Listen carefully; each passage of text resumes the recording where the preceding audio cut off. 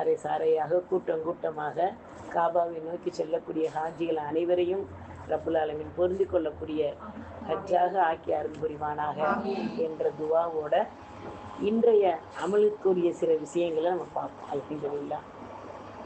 கண்மணி நாயகம் ரசூல் ஸல்லல்லாஹு அலைஹி வஸல்லம் சஹாபாக்கள் மத்தியில் சொல்கிறாங்க, தக்குவாவை நிறைத்து கொள்ளுங்கள் அப்படிங்கிறாங்க. அல்லாஹ் தஆலா குர்ஆனில் என்ன சொல்கிறாங்க, தக்குவா ஆடையை போன்றதுங்கிறான். ஒரு மனிதனுக்கு ஆடை விலகுனாலே அந்த மனிதனுக்கு என்ன ஆயிரும், அது மேலே மதிப்பு மரியாதை இருக்காது. ஒரு மனிதனை கண்ணியப்படுத்துவது ஆடை தான். அப்போ அல்லாஹ் தஆலாவுடைய தக்குவா நம்மகிட்ட இருந்தால் தான் அல்லாஹ்விடத்தில் நம்ம கண்ணியமாக போய் இருக்க முடியும்.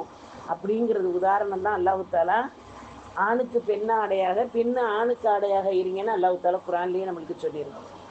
அந்த அடிப்படையில் தக்குவாவை நம்ம எப்படி கொண்டு வரணும் அப்படின்டா, கண்மணி நாயகம் ரசூல் ஸல்லல்லாஹு அலைஹி வஸல்லம் ஒரு விஷயத்த சொல்லியிருக்காங்க அப்படின்னு நம்ம கேள்விப்பட்டுட்டோம்னா அதை தொடர்ந்து செய்வதும் தக்குவா தான். அவங்க சுன்னத்தான வழிமுறைகளை தெரிஞ்சு செய்வதும் தக்குவா தான். அல்லாஹ் ஏவிய பர்லுகளை சரிவர நம்ம நிறைவேற்றினாலும் தக்குவா தான். எந்த நேரத்தில் ரப்பு என்னை பார்த்துக்கிட்டே இருக்கான், ஒரு பொழுதும் என்னை அவனுடைய பார்வையிலேருந்து நான் தப்ப முடியாது அப்படின்னு நினைச்சு நம்ம பாவங்களை விட்டு விலகி வாழ்வது நம்ம தக்குவாவின் உச்சமாக இருக்கு. அந்த அடிப்படையில்